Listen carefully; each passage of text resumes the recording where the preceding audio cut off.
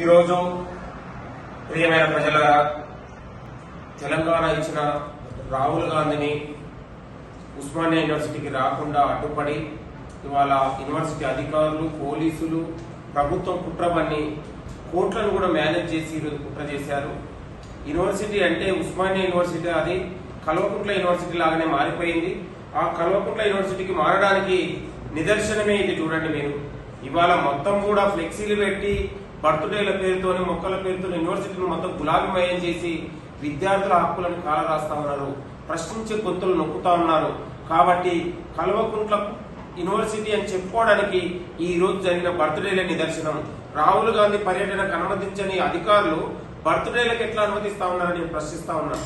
24 గంటల్లో ఫ్లెక్సీలు బర్త్డేలపై నిషేధం విధించకపోతే విద్యార్థులకు తీవ్రమైన ప్రతిఘటన ఉంటుందని కూడా యూనివర్సిటీ అధికారులకు, ప్రభుత్వానికి హెచ్చరిస్తా ఉన్నాను.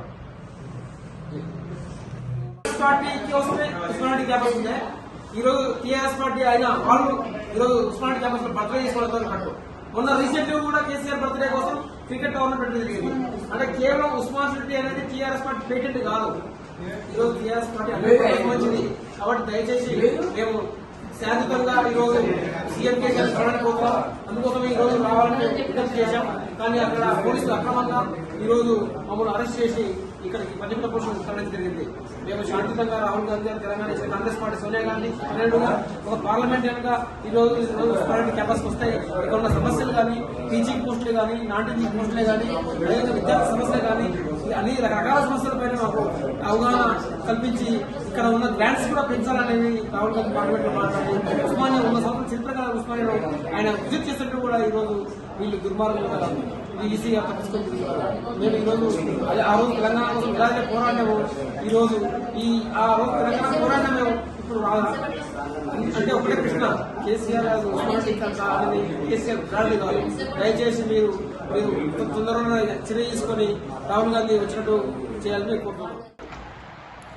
ఉస్మానియా యూనివర్సిటీలో జాతీయ నేత, కాంగ్రెస్ పార్టీ కాబోయే భావి ప్రధాని రాహుల్ గాంధీ గారిని ఉస్మానియా యూనివర్సిటీ పర్యటనను అడ్డుకోవడాన్ని ఇవాళ టీఆర్ఎస్ పార్టీ, యూనివర్సిటీ అధికారులు మొత్తం కూడా కుమ్మక్కైపోయి కోట్లను కూడా మేనేజ్ చేస్తూ ఇవాళ భారత రాజ్యాంగాన్ని, ప్రజాస్వామ్య గొంతుని కాలరాసే పరిస్థితి తెలంగాణ రాష్ట్రంలో ఉండడం చాలా దుర్మార్గమైన విషయం. అసలు ఈ భారతదేశంలో ఉన్నామా లేకపోతే ఒక ఆటవిక రాజ్యంలో ఉన్నామా అనేది ఒక్కొక్కసారి మనకు భయం అయ్యే పరిస్థితి కనపడతా ఉంది. అదే ఒక మనిషిని కలిసే హక్కును కూడా తెలంగాణ రాష్ట్రంలో కలిసే అవకాశాన్ని కూడా ఇవ్వకపోతే ఎందుకు మనం ఈ తెలంగాణ తెచ్చుకోవడం? కేసీఆర్ ముఖ్యమంత్రిని చేసి దోచుకోవడానికా ముఖ్యమంత్రి తెచ్చింది?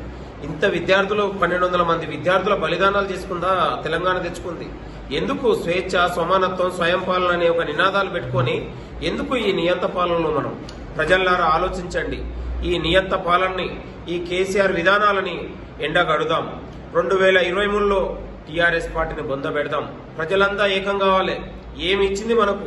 ఈ వచ్చిన తెలంగాణలో, తెచ్చిన తెలంగాణలో మనకు ప్రజలకు ఒరిగిందేంది, తెచ్చిందేంది? కాబట్టి ప్రజలందరూ కూడా ఆలోచించాలి. ప్రజలపై, ఉద్యమకారులపై, విద్యార్థులపై, విద్యార్థి సంఘాల నాయకులపై జరుగుతున్న నిర్బంధం, అరెస్టులు, లాఠీలు, తూటాలపై ప్రజలందరూ కూడా స్పందించాలి. మీ మౌనం మన దేశానికి